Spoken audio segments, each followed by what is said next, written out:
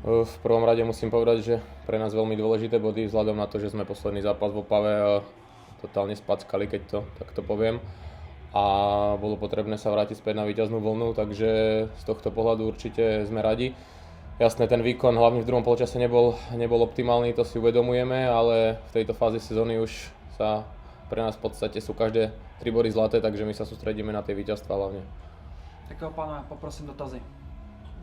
Zeptám se, trenér říkal, že se probudil v pravý čas, tak cítil jsi taky, že je nejvyšší čas třeba zagolovať. No určite áno, už strelecky som sa trápil, vlastne ešte som na jaro nedal gól, takže určite to cítim, proste každý ofenzívny hráč chce dávať góly, chce mať čísla, takže z tohto pohľadu určite áno a som veľmi šťastný a spadol mi taký kameň zo srdca.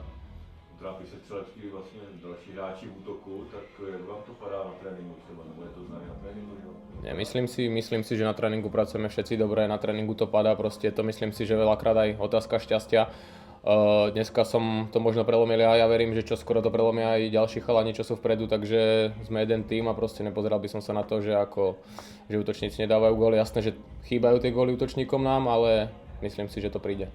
Trenér říkal, že jste tu Opavu neřešili jenom po zápase bezprostředně a pak už byl klid, tak překvapilo tě, že třeba se k tomu víc nevracelo a bylo to dobře? Myslím si, že to aj bolo dobré, pretože ako ten zápas tam sme si vlastne nemali čo povedať. Ako všetci vieme, v kabíne sme si to uvedomili hneď po zápase, že to nebolo dobré, že sme boli ako úplne mimo, keď to poviem, a nebolo na tom čo hodnotiť, takže možno z tohto pohľadu na takú psychickú pohodu lepšiu pred tým zápasom so Žižkovom to bylo dobré.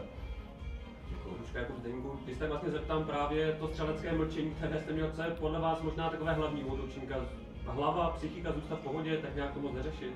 Jasné, no ako ste povedali, áno, zostať v pohode, proste tie góly vždycky prídu nejako, aspoň tomu teda verím a myslím, že keď ste o niečom presvedčení, tak to príde.